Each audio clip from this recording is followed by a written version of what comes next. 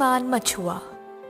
समुद्र के किनारे रहने वाला एक मछुआ एक दिन मछली पकड़ने के लिए समुद्र में गया। उसने जाल को समुद्र में डाला और इंतजार किया। थोड़ी देर में जब जाल भारी लगने लगा, मछुए ने तब जाल को बाहर निकाला। जाल में एक दो मछलियों के साथ साथ एक शीशा भी अटका था। मछुआ शीशे को देखकर आश्चर्य हो गया और शीशे के ढक्कन को खोला। खोलते ही फुश से कुछ काला धुआं जैसे बाहर निकला। वो काला धुआं एक बड़ा सा बादल बना और उसमें से एक भूत निकल आया। मछुआ भूत को देखकर बहुत डर गया। भूत भयानक आवाज में जोर जोर से हंसने लगा और बोला, कई साल पहले मैं बहुत शक्तिशाली था। लोग मुझसे बहुत डरते थे, लेकिन एक जादूगर ने मुझे इस शीशे के अंदर फंसाकर समुद्र के अंदर फेंक दिया। बहुत सालों तक मैंने बाहर निकलने की कोशिश की, लेकिन मैं असफल रहा। आज तुम्हारी वजह से मैं फिर से बाहर निकल गया। मछुआ दंग रहा और कुछ भी बोल नहीं पाया। भूत फिर से बोलने लगा, परंतु मानव, अब मुझे तुम्हें मारना पड़ेगा। मेरे इस शीशे से आजाद होने के बारे में सिर्फ तुम जानते हो। मछुआ भयभीत हो गया। तब उसको अपने दादाजी की एक कहानी याद आई। फिर उसने बोला, प्रेतात्मा, मैं जानता हूँ कि तुम मेरी जान लेने वाले हो, लेकिन मेरी एक आखिरी ख्वाहिश है। भूत गुस्से से पूछा, क्या है तुम्हारी आखिरी ख्वाहिश? जल्दी बताओ। मछुआ बोला, प्रेतात्मा, तुम इतने बड़े पर्वत जैसे हो। मुझे समझ नहीं आया कि तुम इतने छोटे से शीशे में कैसे घुस गए। ये बात मेरी समझ के बाहर है। क्या तुम मुझे दिखा सकते हो कि ये मुमकिन कैसे है? भूत बहुत सालों बाद बाहर निकलने की खुशी में अपनी बुद्धि खो बैठा और मछुए को उसके सवाल का जवाब देना चाहा। तुम मूर्ख मनुष्य के ऐसे ही सवाल होते हैं। हा हा हा, अब तुम देखो, मैं इतना बड़ा होने के बावजूद इस शीशे में कैसे घुस सकता हूँ। ऐसा बोलकर भूत अपने रूप को छोटा किया और शीशे के अंदर घुस गया। मछुआ फटाफट ढक्कन को शीशे के ऊपर कसकर बंद करके शीशे को वापस समुद्र में फेंक दिया। बुद्धिमान मछुए को भूत से आखिर में छुटकारा मिल गया। परेशान लोमड़ी। एक गांव में एक कौवा रहता था। एक दिन उसको एक रोटी का टुकड़ा मिला। कौवा टुकड़े को अपने मुंह में पकड़कर एक पेड़ के ऊपर जा बैठा। कौवा रोटी का टुकड़ा खाने ही वाला था जब वहां पर पेड़ के नीचे एक लोमड़ी आई। लोमड़ी बहुत भूखी थी। कौवे के मुंह में रोटी का टुकड़ा देखकर उसके मुंह में पानी आ गया।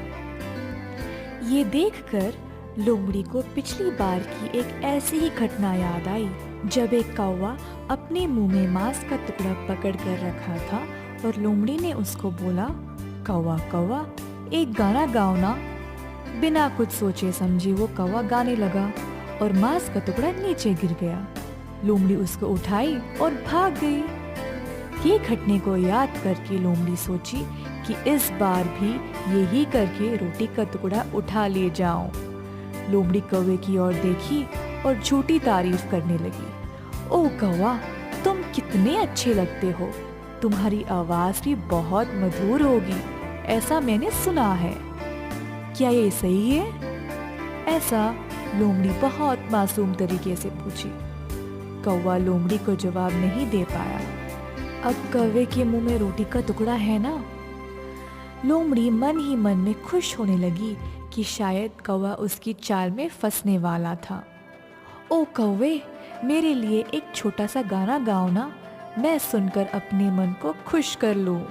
ऐसा लोमड़ी ने कौवे से विनती की। लोमड़ी इंतजार कर रही थी कि हाँ, अब तो किसी भी वक्त कौवा रोटी नीचे गिराएगा और मैं उसे उठा ले जाऊं। लेकिन कौवा तो चालाक निकला। उसने रोटी के टुकड़े को अपने पंजे में कस के पकड़ा और बोला, ओ लोमड़ी, तुम्हें मेरा गाना सुनने की बहुत इच्छा है ना, तो सुनो। ऐसा बोलकर कौवा का करके चीखने लगा।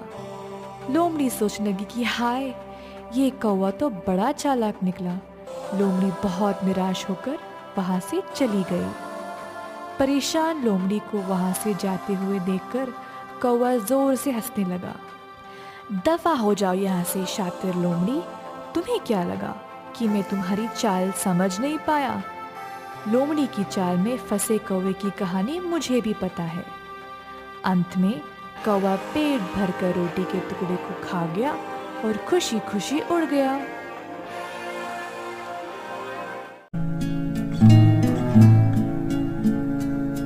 दो मित्र। एक राज्य में विजयराज नाम का एक राजा था। वह बहुत कठोर और पत्थर दिल इंसान था। किसी की बात नहीं सुनता था। जो भी उसके विरुद्ध आवाज उठाता था, उसको वह कठोर से कठोर सजा देता था। उस राज्य में रवि और शर्मा नाम के दो जिगरी दोस्त रहते थे।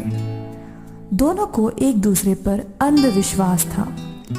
राजा के अत्याचार देखकर वे चुपचाप नहीं बैठ पाए। एक दिन रवि महाराज के विरुद्ध बात करने लगा। राजा के सैनिकों ने ये सुना और तुरंत रवि को गिरफ्तार किया और राजा के पास उठा ले गए। राजा के सामने भी रवि उनके विरुद्ध ही बात कर रहा था। राजा को इस बात पे बहुत गुस्सा आया और अपने सैनिकों को आज्ञा दी कि वे रवि को कारागार में बंद कर दें। इस बात का समाचार शर्मा को मिलते ही वह अपने दोस्त से मिलने कारागार आता है। ये क्या हो गया?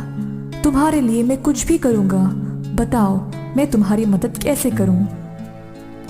रवि अपने दोस्त को देखकर बहुत खुश हुआ और बोला, मेरी दोस्त, मरने से पहले मैं अपनी माँ और बहन को देखना चाहता हूँ। उनकी खुशहाल जिंदगी के लिए सब प्रबंध करना चाहता हूँ, बस मैं और कुछ नहीं चाहता।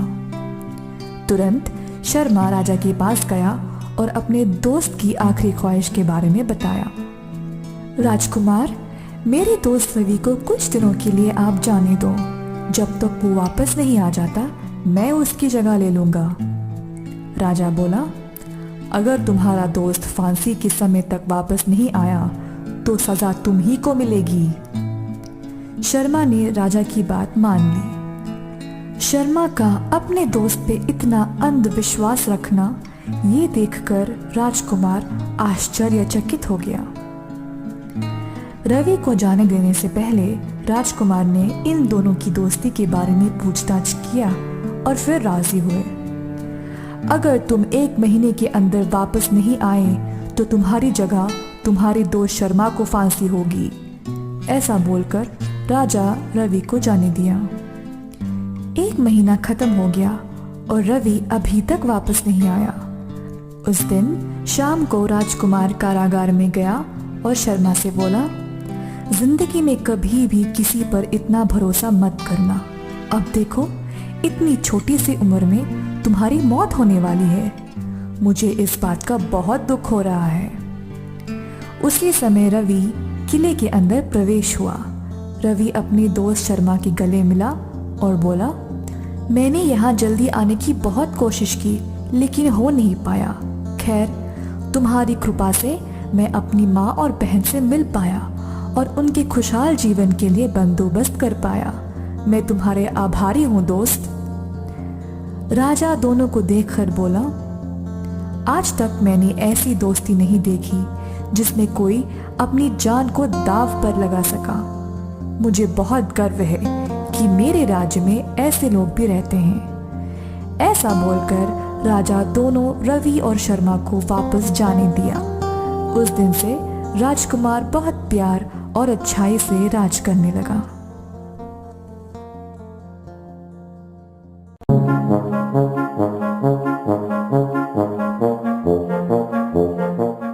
ईमानदारी। रामपुर नामक एक गांव में बाबू नाम का एक मामूली सा व्यापारी रहता था। वह हर रोज जंगल की लकड़ियां काटकर उन्हें बेचकर अपनी रोजी रोटी कमाता था। एक दिन नदी के किनारे एक बड़े से पेड़ के ऊपर चढ़कर डालियों को कुल्हाड़ी से काट रहा था। अचानक से बाबू के हाथ से कुल्हाड़ी फिसलकर नदी के अंदर गिर गई। बाबू बेकरार हो गया और कुल्हाड़ी को खोजने के लिए नदी में कूद गया। बहुत ढूंढने के बावजूद बाबू को उसकी कुल्हाड़ी नहीं मिली। बाबू बहुत निराश हुआ और पेड़ के नीचे बैठकर भगवान से प्रार्थना करने लगा कि उसकी कुल्हाड़ी उसको वापस मिल जाए। उसकी प्रार्थना सुनकर गंगा देवी बाबू के सामने पेश आई। देवी बाबू से पूछी, क्या हुआ बाबू, तुम क्यों परेशान हो? बाबू ने जवाब दिया, देवी, मेरी रोजी रोटी कमाने का माध्यम सिर्फ मेरी कुल्हाड़ी थी, परंतु वो पानी में गिर गई। मैंने बहुत खोजा लेकिन मुझे नहीं मिली। देवी बाबू की बातें सुनकर नदी के अंदर गई और सोने की कुल्हाड़ी ले आई। देवी बाबू को वही सोने की कुल्हाड़ी दिखाकर पूछी, क्या तुम्हारी कुल्हाड़ी यही है? बाबू बोला, देवी क्षमा कीजिए, पर ये मेरी कुल्हाड़ी नहीं है।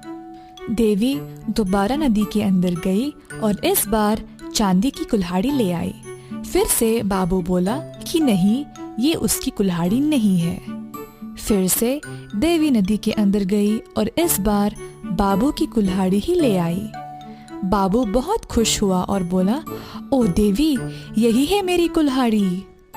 बाबू की ईमानदारी देखकर गंगा देवी तीनों कुल्हाड़ियां बाबू के हाथ में सौंपकर गायब हो जाती है। इस कहानी से हमें ये पता चलता है कि बाबू अपनी ईमानदारी से ही धनवान बना।